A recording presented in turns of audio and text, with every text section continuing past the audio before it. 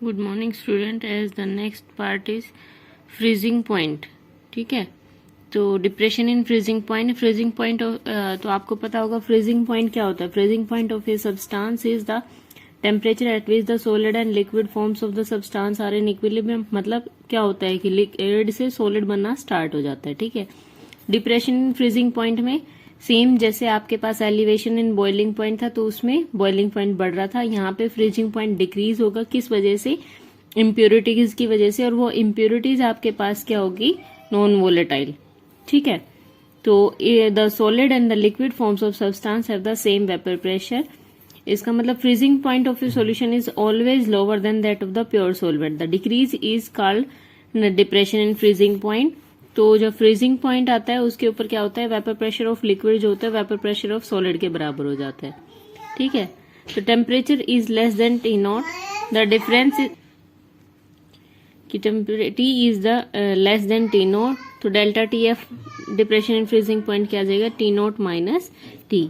ठीक है, तो expression for depression of freezing point क्या आएगा हमारे पास? Delta T F is equals to minus K F M आता है। ये अगर आप देखो के एफ वही क्रायोस्कोपिक कॉन्स्टेंट, वहां पे के बी क्या था? एबिलोस्कोपिक कांस्टेंट, एम मोलैलिटी, और टी एफ जो है वो क्या है? Depression in freezing point. ठीक है, तो delta T F is equals to K F हो जाएगा कब? जब आपकी मोलैलिटी 1 हो। तो ऐसे आप क्रायोस्कोपिक कांस्टेंट को डिफाइन भी कर सकते हो कि जब मेरी मोलैलिटी 1 होगी, यूनिटी होगी, तो डेल्टा टी एफ जो चेंज इन फ्रीजिंग पॉइंट के बराबर आ जाएगा क्या? Cryoscopic constant. मोलैलिटी क्या होती है कि 1 mole of solute dissolved in 1000 gram of solvent. फिर आपके पास आता है determination of molar mass of solute. Molar mass of solute आप कैसे डिटरमाइन कर पाओगे? जैसे आपके पास delta T F is equals to K F into M है, तो एम मोलैलिटी की वैल्यू पुट कर दो। मोलैलिटी ऑफ सॉल्यूशन क्या होती है? Mass of solute upon mass of solvent. ठीक है, मास ऑफ सोल्यूट अपॉन, तो W A by W B और एम बी की क्या होता है? Number of moles of solute. तो number of moles of solute क्या हो गया? W B by W A, और अपॉन में क्या था? जो मोलैलिटी थी उसकी डेफिनेशन ही ये थी कि 1 mole of solute dissolved in 1000 gram of solvent. तो सॉल्वेंट का कितना मास है उससे डिवाइड कर दो। ये वैल्यू जो आपके पास मोलैलिटी की होती है ये इसमें पुट कर देंगे। तो यहाँ पे क्या है? एम बी हमें निकालना है, मोलर मास ऑफ सोल्यूट। तो मोलर मास ऑफ सोल्यूट आपके पास निकल जाएगा इससे।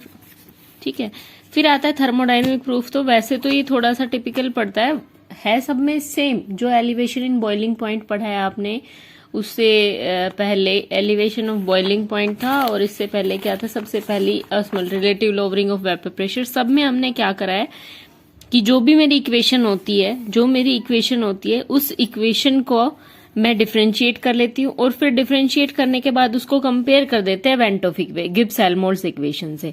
ठीक है, यहाँ पे भी ये चीज कर रहे हैं। जो इक्वेशन है ये आपके पास होती है chemical potential of solution is equals to chemical potential of pure liquid plus R T L N X. Freezing point पे बात कर रहे हैं तो एफ आ जाएगा। ठीक है, अब आपके पास क्या आता है? एल एन एक्स वन, ये वाली इक्वेशन आपके पास होती है। तो इस इक्वेशन से अगर एल एन एक्स वन निकालूंगी मैं, तो वो किसके बराबर आ जाएगा? Mu one solid minus mu one liquid upon ये। अब म्यू जो है आपके पास इक्विलिब्रियम पे वो सॉल्यूशन का और प्योर सोल्यूट का दोनों का बराबर होता है। तो दोनों का बराबर हो गया, मतलब इसमें पुट कर दो, यहाँ पुट कर दोगे आपके पास, तो एल एन एक्स वन की वैल्यू आ जाएगी आपके पास ये।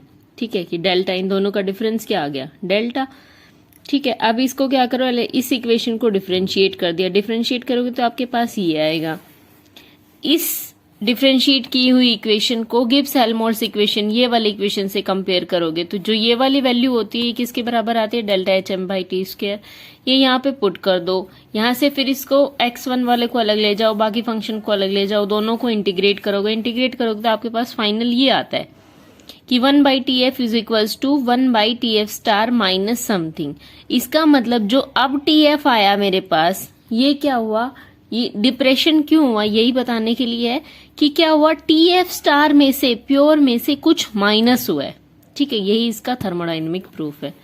अब इसको इस फॉर्म में ना रख के मोलैलिटी को नंबर ऑफ मोल्स की फॉर्म में लेके जाओगे तो आपको फर्दर इस प्रोसेस से चलना पड़ेगा। इसको रहने दो, इतनी डिटेल की जरूरत नहीं है आपके पास। अगर आप फर्दर सारी चीजें पुट करते जाओगे तो मोलर मास की फॉर्म में ये पुट होगा आपके पास। ठीक है, ये चीज बाकी चीजें कांस्टेंट हो जाती है, सब कांस्टेंट आ जाएगा। तो के एफ की वैल्यू जो होती है ये इसके बराबर, ये तो याद रख लेना कि के एफ जो है वो किसके बराबर होता है, M1RTF का square upon delta H of fusion. ठीक है, फिर उसके बाद दो अप्रोक्सीमेशन लगाई। पहली अप्रोक्सीमेशन वही x1 जो है वो x2 को कंपैरिजन में n2 को डिलीट कर देंगे। ठीक है, दूसरी क्या लगाई कि डाइल्यूट सॉल्यूशन है, तो delta TF is equals to finally minus KF आता है। ठीक है, माइनस KFM। तो ये था डिप्रेशन इन फ्रीजिंग पॉइंट। इसके बाद आता है ऑस्मोटिक प्रेशर। ऑस्मोटिक प्रेशर आप लोगों को पता है ऑस्मोटिक प्रेशर होता क्या है। ऑस्मोटिक प्रेशर क्या होता है कि एक सॉल्यूशन है, जब इसमें सेमी परमिएबल मेम्ब्रेन से उसको डिफरेंशिएट कर देते हैं, दो अलग अलग सॉल्यूशन कंसंट्रेशन के पार्ट होते हैं, तो जो आपका सॉल्यूशन मॉलिक्यूल्स, जो सॉल्वेंट मॉलिक्यूल्स है वो मूव करते हैं हाई कंसंट्रेशन से लोअर कंसंट्रेशन की तरफ। इस प्रोसेस को क्या बोलते हो, ऑस्मोसिस। ठीक है, और यहाँ पे जो प्रेशर मेंटेन होता है उसको ऑस्मोटिक प्रेशर बोलते हैं। तो क्या होता है कि केमिकल पोटेंशियल डिपेंड, ये जब आप प्रेशर को डिक्रीज या इंक्रीज करते हो तो ये जो अलग अलग कंसंट्रेशन है इनका प्रेशर चेंज होता है। जब आप इनका प्रेशर चेंज करते हो तो इनका केमिकल पोटेंशियल चेंज होता है। तो जो ये केमिकल पोटेंशियल चेंज हुआ, वैसे तो होना क्या चाहिए था, इक्विलिब्रियम में ये प्रोसेस रहना चाहिए और इक्विलिब्रियम में केमिकल पोटेंशियल सेम रहना चाहिए, बट जैसे आपने प्रेशर को चेंज करा केमिकल पोटेंशियल डिक्रीज हो गया या इंक्रीज हो गया। तो वापस से हमें उस इक्विलिब्रियम को मेंटेन करने के लिए वहां पे केमिकल पोटेंशियल बढ़ाना पड़ेगा। तो वो कैसे हो सकता है, either by raising the chemical potential of solvent. Chemical potential और प्रेशर एक दूसरे के अपोजिट है, तो या तो आप वहां पे एक्सटर्नल प्रेशर बढ़ा दो या वहां पे एक्सटर्नल प्रेशर कम कर दो। भाई अगर आपको केमिकल पोटेंशियल कम करना है क्योंकि वो चेंज हुआ है, अगर आपने प्रेशर डिक्रीज करा था तो केमिकल पोटेंशियल बढ़ गया था तो वापस कम लाना पड़ेगा, तो एक्सटर्नल प्रेशर को आप वो कर सकते हो, डिक्रीज कर सकते हो। अगर आपने वहां पे प्रेशर डिक्रीज किया है तो केमिकल पोटेंशियल बढ़ा है, केमिकल पोटेंशियल बढ़ा है तो कम करना है तो आपको क्या करना पड़ेगा, डिक्रीज करना पड़ेगा। अगर वहां पे प्रेशर इंक्रीज किया है तो केमिकल पोटेंशियल घटा है तो इक्विलिब्रियम में जाने के लिए बढ़ाना पड़ेगा। तो आप क्या करोगे, ये वाली चीज कर दोगे। ठीक है, तो इनको देख लेना। अब आता है उसके बाद कि इसका अगर ये इसकी डेफिनेशन दी हुई है ऑस्मोटिक प्रेशर की। ठीक है, तो ऑस्मोटिक प्रेशर में केमिकल पोटेंशियल को P प्लस पाई, जो एक्स्ट्रा प्रेशर आपको लगाना पड़ा उससे डिनोट करते हैं। जो पाई होता है वही आपके पास एक्स्ट्रा प्रेशर, वही आपके पास क्या होता है, ऑस्मोटिक प्रेशर होता है। ठीक है, अगर आप इसको निकालते हो तो सॉल्वेंट इन सॉल्यूशन और प्योर सॉल्वेंट का केमिकल पोटेंशियल को डिनोट किया। उसके बाद सेम वही जो आइडियल गैस की इक्वेशन आप लगाए थे वो लगाई, तो पहली इक्वेशन लगाई, दूसरी लगाई, इक्वेट करेंगे क्योंकि इक्विलिब्रियम पे दोनों चीजें बराबर होगी। ये जब इक्विलिब्रियम पे बराबर नहीं है इसका मतलब कुछ चेंज आ रहा है, तो दोनों को माइनस कर दो। माइनस करोगे तो आपके पास डिफरेंस आ जाएगा, जो डिफरेंस आता है आपके पास उसको कैपिटल V स्टार से, मोलर वॉल्यूम से आप डिनोट करते हो। Pi as it is, RTln(x1) as it, ये वाली चीज एज इट इज, इसका डिफरेंस जो है उसको क्या लिख दिया, मोलर वॉल्यूम से लिख दिया। फिर उसके बाद कंडीशन लगाई कि अजम्पशन मान के चलो ln(x1) is equals to minus x2, दूसरी कंडीशन लगा दी x2 is equals to n2/n1, तीसरी लगा दी v1 is equals to n1/n1। ये सारी वैल्यूज पुट करोगे जब आपके पास, तो आपके पास आएगा minus RTln(x1) is equals to v/n1 pi. उसको फर्दर आप सोल्व करते जाओगे इस तरीके से कि ये n1 है तो number of moles per unit volume को कंसंट्रेशन से डिनोट कर सकते, तो C आ गया, R as it is, T as it is. ठीक है, तो कुछ नहीं, इन चीजों को सोल्व करना ही, देख लेना आप कैसे होता है। उसके बाद आता है डिटर्मिनेशन ऑफ मोलर मास, कि मोलर मास को आप कैसे डिटरमाइन कर सकते हो ऑस्मोटिक प्रेशर से। जब आपके पास डिप्रेशन इन फ्रीजिंग पॉइंट है वहां से तो आप डायरेक्ट निकाल सकते हो, मोलरिटी में मोलर मास वाला फॉर्मूला पुट करो, मोलरिटी का फॉर्मूला पुट करो और वहां से मोलर मास निकाल दो। इसमें क्या होता है कि इससे पहले इनको दो कंडीशन सेटिस्फाई, तो सोल्यूट जो है वो स्लाइटली सोल्यूबल होना चाहिए, दूसरा सोल्यूट का मास जो है वो हाई होना चाहिए। ठीक है, तो ऑस्मोटिक प्रेशर मेजरमेंट के लिए क्या करना पड़ेगा, if the concentration of solute increases osmotic pressure would be high which can not be determine, ये कि हमें ये हाई क्यों लेना है, अगर कम होगी तो उसका ऑस्मोटिक प्रेशर बहुत ज्यादा हाई हो जाएगा और उसको मेजर नहीं किया जाएगा। ठीक है, तो स्मॉल कंसंट्रेशन इसलिए नहीं ली जाती है। उसके बाद क्या आता है कि इस तरीके से ले सकते हो कि ऑस्मोटिक प्रेशर का इनफाइनाइट डाइल्यूशन पे ग्राफ प्लॉट कर दो, तो जो वापस लेके आओगे आप तब आता है। तो एट द सेम कंसंट्रेशन, इस इक्वेशन में देखो, ये इक्वेशन है आपके पास, pi is equal to C R T. C की जगह पुट करा number of moles per unit volume, number of moles को मोलर मास की फॉर्म में करा कि मास बाय मोलर मास, और वॉल्यूम एज इट इज था। ठीक है, अब आपको डिनोट क्या फाइंड आउट करना है, मोलर मास। तो y is equal to M X, ये वाली इक्वेशन बना लो। तो pi by C is equal to M रख लो, आपके पास क्या आएगा, m2 बाई आर टी। तो यहाँ पे ये कंसंट्रेशन और पाई बाई सी, इसका ये ग्राफ प्लॉट कर रहे हैं। तो ग्राफ प्लॉट करोगे तो इस इक्वेशन में इंटरसेप्ट आ जाएगा आपके पास pi by C, y is equal to M X में। अच्छा नहीं, ये y is equal to M X नहीं, कोई और इक्वेशन नहीं, आप मैथ्स वालों को पता होगा। जो भी है ये इक्वेशन लिया आपने, ठीक है। इस इक्वेशन में पाई बाई सी का और कंसंट्रेशन का ग्राफ प्लॉट करा, तो जो इंटरसेप्ट आया आपके पास वो तो आया पाई बाई सी, और वो आई आपके पास जो इसमें स्लोप आया, वहां से स्लोप से आप इसकी वैल्यू निकाल सकते हो।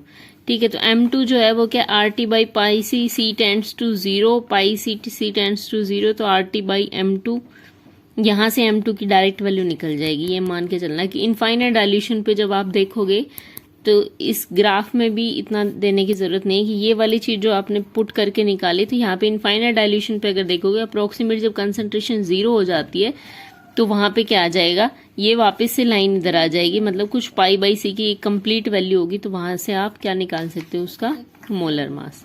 ठीक है, तो ये आपके पास दूसरा मेथड ये था।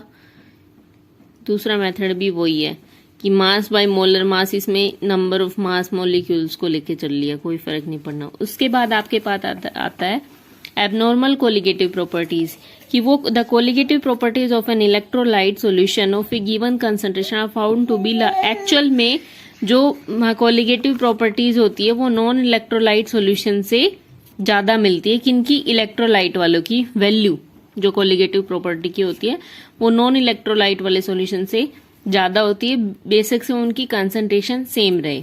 तो नॉन इलेक्ट्रोलाइट क्या होते हैं, जो कम्प्लीटली डिसोसिएट नहीं होते, ठीक है, जो डिसोसिएट ही नहीं होते एक तरीके से। और इलेक्ट्रोलाइट क्या होते हैं, जो पूरे के पूरे ब्रेक हो जाते हैं आयंस में। तो रीजन क्या है इनके पीछे कि क्यों ऐसा होता है कि इलेक्ट्रोलाइट सॉल्यूशन की कोलिगेटिव प्रॉपर्टी है जो वो नॉन इलेक्ट्रोलाइट से ज्यादा है। ऐसा क्यों है, ऐसा इसलिए है कि एक इलेक्ट्रोलाइट डिसोसिएट होके आयंस देता है, तो रोल्स लॉ के according total number of ions बढ़ जाते हैं। ठीक है, तो टोटल नंबर ऑफ आयंस बढ़ जाएंगे तो वहां पे जो कोलिगेटिव प्रॉपर्टी है वो डिपेंड करेगी उन नंबर्स ऑफ आयंस पे। नंबर ऑफ आयंस बढ़ेंगे तो वहां पे वैल्यू उनकी इंक्रीज कर जाएगी। ये इसके पीछे रीजन है। तो कोलिगेटिव प्रॉपर्टी में सबसे ज्यादा वैल्यू आती है स्ट्रॉन्ग इलेक्ट्रोलाइट की, फिर वीक इलेक्ट्रोलाइट सॉल्यूशन की, फिर नॉन इलेक्ट्रोलाइट सॉल्यूशन की। इस जो कोलिगेटिव प्रॉपर्टी जो हाई होती है उसको डिनोट करते हैं आई से, कि इलेक्ट्रोलाइट सेम कंसंट्रेशन वाले के लिए कोलिगेटिव की प्रॉपर्टी का ratio two the non electrolyte की कोलिगेटिव प्रॉपर्टी। ठीक है, अब आप उसको किसी से भी लेके चल सकते हो। जैसे आप ये एलिवेशन इन बॉइलिंग पॉइंट से लोगे तो क्या आएगा, ऑब्जर्व वैल्यू, भाई इलेक्ट्रोलाइट की तो यही आई और एक्सपेक्टेड वैल्यू की आनी ये चाहिए थी। ठीक है, तो इलेक्ट्रोलाइट की जो बढ़ के आएगी आपके पास वो आ जाएगी। तो delta T B is equal to K B M, K B को अब इसको पुट कर सकते हैं कि ऑब्जर्व और उसकी फॉर्म में लेके आएंगे, या pi is equal to C R D, यही है आपके पास, ये याद रखो बस, इनका इतना कोई रोल नहीं है। जैसे एग्जाम्पल इस तरीके से आता है कि स्ट्रॉन्ग इलेक्ट्रोलाइट के लिए क्या होता है आपके पास, आई जो इंटीग्रल मल्टीपल है उसकी वैल्यू क्या आएगी, इंटीग्रल मल्टीपल आई की वैल्यू क्या आएगी। तो आई की वैल्यू जैसे आपके पास स्ट्रॉन्ग इलेक्ट्रोलाइट है HCl, NH4Cl, KCl, तो इनमें सब में कितने आयंस है, 2 2 2। ठीक है, कॉपर सल्फेट में कितने हैं, 2। H2SO4 में कितने, 2H प्लस और 1 SO4 माइनस, तो 3। K2SO4 में 2 K प्लस और 1 SO4 माइनस, मतलब 3 आयन। तो आई किस पे डिपेंड करेगा, इस पे। ठीक है, इसमें से निकालना होगा आपको K3FeCN6 एक आयन तो कंप्लीट ये, और इसके 3K+, मतलब कितने हो गए 4। तो इस तरीके से आपको ये पता होना चाहिए आई की वैल्यू डायरेक्ट। तो एक ये फॉर्मूला याद रखने हैं आपको कि डेल्टा TF, पाई और डेल्टा TB, इन तीनों में आई की वैल्यू कैसे निकलेगी, वो ये फॉर्मूले आपको याद रखने हैं। ठीक है, आई की वैल्यू डायरेक्ट रख के और वहां से बाकी वैल्यूज होगी, कुछ तीसरी चीज आपसे पूछ लेगा। फिर ये डिग्री ऑफ डिसोसिएशन पे कैसे इफेक्ट करता है, ये आप लोगों ने पढ़ रखा है। कोई भी इलेक्ट्रोलाइट होता है ऐसे ब्रेक करता है कि कंसंट्रेशन मानी Ma=1 अल्फा, दूसरे की C अल्फा, इसकी C अल्फा। जब आप इसको कम्प्लीटली सोल्व करोगे तो आपके पास अल्फा जो आएगा वो आता है आयोटा -1 अपॉन न्यू -1, ये डिग्री ऑफ डिसोसिएशन से आता है। ठीक है, अल्फा क्या होता है K/C, न्यू जो है वो आई के बराबर हो जाएगा अगर आप डाइल्यूट सॉल्यूशन लेते हो तो। ठीक है, तो डिग्री ऑफ एसोसिएशन क्या होता है, डिग्री ऑफ डिसोसिएशन क्या होता है। एसोसिएशन क्या होता है, छोटे छोटे मॉलिक्यूल्स आपस में कंबाइंड होके अगर बड़ा पार्टिकल बना लेते हैं तो उसमें क्या होता है, वो डिग्री ऑफ डिसोसिएशन हो जाता है। इससे क्या होगा, नंबर ऑफ आयंस डिक्रीज होंगे, तो कोलिगेटिव प्रॉपर्टी की वैल्यू डिक्रीज कर जाएगी। अगर वहां पे डिसोसिएशन होता है तो कोलिगेटिव प्रॉपर्टी की वैल्यू इंक्रीज कर जाएगी। ठीक है, तो ये वही चीज है आपके पास कि अगर डिक्रीज करके डिग्री ऑफ एसोसिएशन हो गया तो आयोटा क्या आ जाएगा, 1 - alpha plus alpha by n। ठीक है, ये जब एसोसिएशन होगा तब, और ये जब डिसोसिएशन मॉलिक्यूल्स का हो रहा है तब। कि अगर डिसोसिएशन हो रहा है तो आप ये वाला फॉर्मूला यूज कर दोगे, अगर एसोसिएशन हो रहा है तो ये वाला फॉर्मूला यूज कर दोगे। जैसे आपके पास एग्जांपल इस तरीके का क्वेश्चन आएगा, इसमें क्या पता है आपको, मास पता है, मोलर मास पता है क्योंकि नाम दिया हुआ है, और डेल्टा TB पता है। तो वेंटो फैक्टर आई पूछा है आपसे तो डायरेक्ट पुट कर दोगे, M2 निकालोगे पहले तो भाई KB by delta TB, W2 by W1 से आप क्या निकालोगे, M2 निकालोगे, फिर आई के अंदर पुट कर दोगे। आई क्या है, normal weight upon observe weight, कि नॉर्मल वेट आपका कितना है 60 होना चाहिए CH3COH का, और ऑब्जर्व कितना आया इतना, तो आई की वैल्यू ये आ गई आपके पास। दूसरा आयोटा का फैक्टर डायरेक्ट यहां से भी निकाल सकते हो कि आयोटा क्या आ जाएगा आपके पास 1 - अल्फा अपॉन अल्फा बाई 4। ठीक है, तो इसके लिए आपको अल्फा की वैल्यू यहां से, ये अल्फा की वैल्यू अल्फा अगर निकालना है तो आयोटा की वैल्यू हमने यहां से निकाली। आयोटा तो क्या था, वेंटो फैक्टर था। फिर डिग्री ऑफ डिसोसिएशन अगर इसके निकाले तो इस फॉर्मूले में पुट करके आप निकाल सकते हो। ठीक है, यहां तक ये कंप्लीट है। Thank you.